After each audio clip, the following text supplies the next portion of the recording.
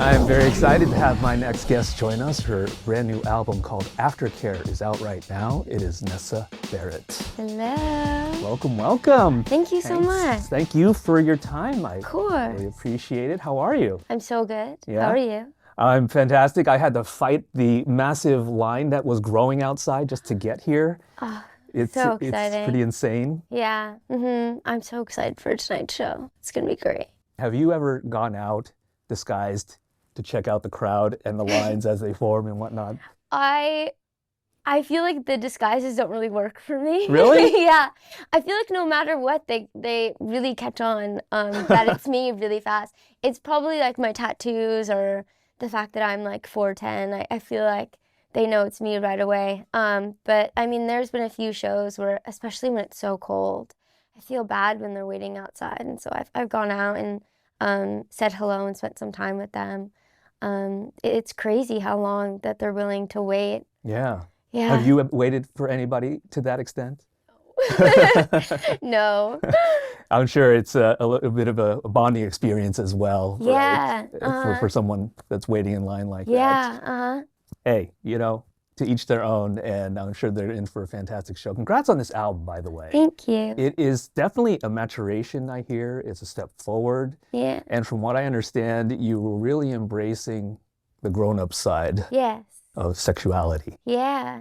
What was the gateway? What was that light bulb moment? Were you watching some Game of Thrones episode? Were you watching something that gave you comfort and said, I want to explore this further? Yeah, I think I was like, at that time, I was in a really weird transition of kind of going into my like adulthood and trying to learn how to write music that's more mature, because I mean, my album before, I was like a teenager. And so it was really different, and there was nothing like significant going on in my life that I could write about. And so I was lost for months watching so many movies and books. And there was even a time where I started writing a book myself because I couldn't write music. But I really fell in love with romance movies, and then dark romance movies. And I think being someone personally that never really, like, sex was something very taboo for me and kind of just a negative topic, and I didn't like talking about it, and I didn't like thinking about it. And I think watching these movies and seeing how normalized it was, and you can have like a beautiful love story with intimacy in one, and I thought that was interesting. And I think every time I write music, I want to somehow write in a way that it'll help develop who I am after the project. And so I started writing in this character of a more confident person of myself. And yeah. You say dark movies, dark romance movies. Yeah. So to me, that sounds less like the Hallmark Christmas movies and Candace yeah. Cameron Bure, and more along the lines of, I don't know, Megan Fox and getting her head chopped off as she's like embraced with her lover. Yeah, no, yeah. Yeah, I mean, I love like American Horror Story.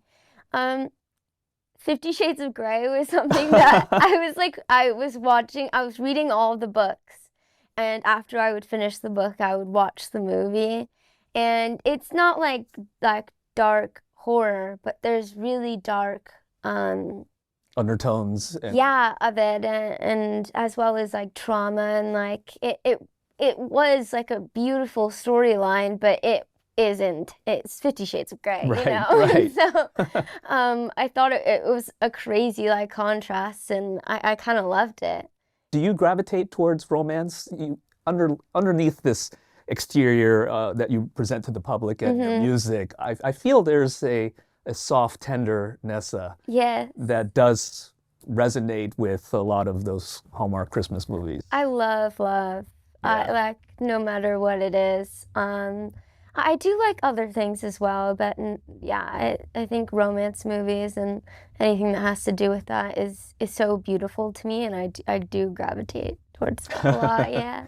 So reading these type of books, being inspired by these type of authors and things like that, was anime a part of that? Was dark comedy a part of that? No, I do love anime though, but I mean, I've watched like Naruto. before. Who hasn't? Yeah, I think that's great. But Because there's these type of filmmakers like Greg Araki that yeah, makes these type of I've never heard of yeah, it's him. like they mostly focus on like the subculture of society, and they have like dark humor, punk rock vibes, and some undertones of queer identity and sexuality and Oh, those that's type of so things. cool. I think I've fallen more into like the Quentin Tarantino and Tim Burton like vibes. But I need to check him out. You It's so do. Greg cool. Araki, Araki. Awesome. Yeah, great, You write that great, down, great please. director. Yeah. I'll remind you later. Thank you. So as you mentioned Tim Burton, and I can't, that'll lead us into Edward Scissorhands, which Yes. you wrote, right? That was originally a nod to Edward Cullen. Yes, there So was. there was only you can only have one Edward on the album, but why Edward Scissorhands? Yeah, it's one of my favorite movies, and I think the whole storyline and lesson of it is so beautiful. I mean, it's about someone that's so like sincere and like tender, but they are portrayed as this monster no matter what, and um, it's like it's hard for him to love in the way that a normal girl needs to be loved because he has scissors as hands and he can't help but to cut her when he wants to like caress her.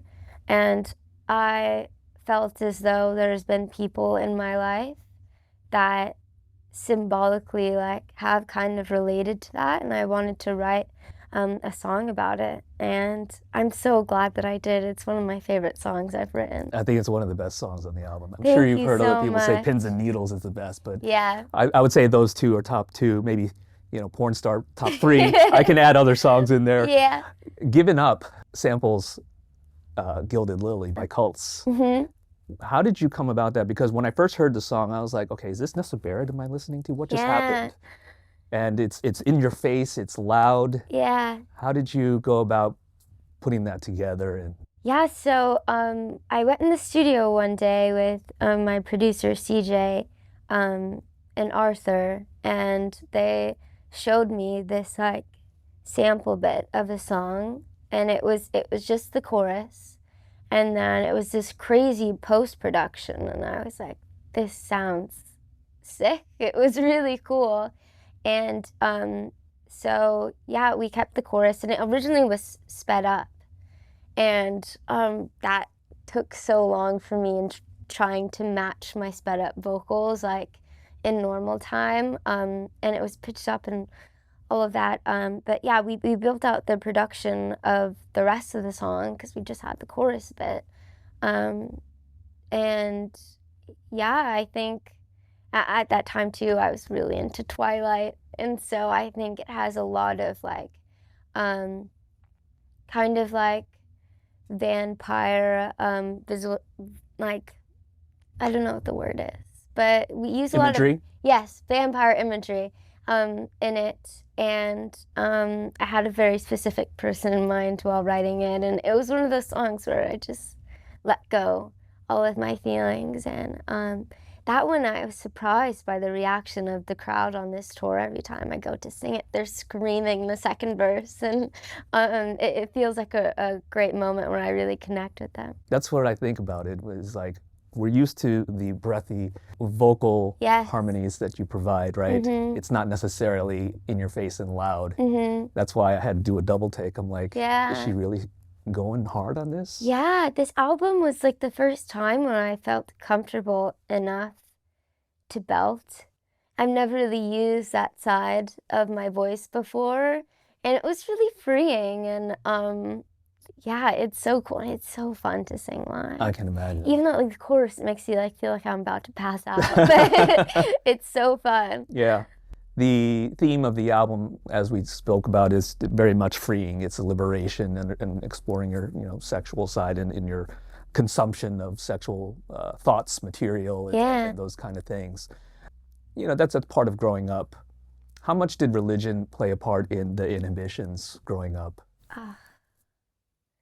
I guess like a pretty big part. I grew up in kind of like, my family was a part of a really intense like Catholic church, Latin Catholic, and um, it was pretty intense, and I think kind of becoming a teenager and things happen, you know, and it didn't take lightly in my household. And so, I mean, I was really programmed from my family and as well as just traumatic experiences to see sex as something so awful and not good and something I thought that I could never be comfortable with. Um, but yeah, it did play a pretty big part. I'm sure, and I'm sure it still creeps up every now and then, right? Yeah, uh-huh. I mean, I think the beauty of life is um, really just growing into becoming your own person and having your own beliefs. And um, so I think now that I'm away from that and not as connected to my family, and I just have faith in the universe and in my God, like I know, um, you know, I'm more comfortable and confident in what I believe and what I think is fair. And so I don't really hold too much as to what I was taught when I was younger. What gives you the confidence to stay the course? Because you ran away from home at 17, growing up in this not restrictive, but sort of a sheltered life in some regards, Yeah, right? yeah. And experiencing trauma and those kind of things. Moving to LA, big city, trying to chase your dreams, easy to fall into the wrong crowd. Yeah. But here you are, 5 years later, 6 years later, Yeah. doing the thing. Yeah, I think I don't know. I owe everything to my therapist because she's really changed my life. But I think, you know, being an abused child and getting out of that situation, like I found myself even when I escaped and was in LA in the cycle of letting myself be abused by other people and in other relationships and circumstances. And um, I've just now kind of grown to kind of become, I guess, the person to take care of myself. And I know what makes me happy, and I know the people that are for me and love me unconditionally, and I've been able to create my own family. But yeah, I kind of just look in the future and I want something like really beautiful, and I want peace, and I want my family, like my kids one day, to have a healthy household. And so I think that was my motivation. And also too, like I was able to use my trauma in order to write my music, and so I'm always I take that like with gratitude in a weird way. But I want to be doing this forever, and in order to do that, I need my mental health to be, you know, straight, and I need to be happy with myself. And so I think that was a big motivation. Like I want to go as far as I can, and so I need to take care of myself. That is incredibly admirable, and I hope that everybody is taking these words to heart, because it's very difficult when you hear all the outside voices. Yeah. And social media being one of them. Oh yeah, It's incredibly toxic. Yeah, I don't have any social media on my phone. That was like a really healthy and important boundary for me to just, yeah, draw that line. And I think it's like the best thing anyone really could do. Even just for regular folks, people Yes. that are not in the spotlight, because there's Uh-huh. always the comparison. Who's having the best brat summer? Who has the best friends, right? No, yeah. I mean, the comparison really would kill me, and then on top of the hate comments too. But I think, yeah, no matter what, just being able to detox from social media and just be present in real life, and you know what I'm experiencing on tour is really all that matters, and it's all that I feel and see, and I think it's so important. Yeah. Yeah. For someone that you just said created music based on the traumas that you experienced, and it was very public at some points as well. As you meet people, how do you handle their story, the fans' stories of trauma that they share with you, Yeah. and not go back down those feelings? Yeah. I think sometimes it's a lot to bear. And am so kind of honored that so many people are willing to open up to me for so many things. But I think it just took a lot of practice, and I'm doing this for years, and so um, I've just learned to kind of take their stories as their own, and I feel like I'm in such a different place now to where it takes a lot for me to go back there.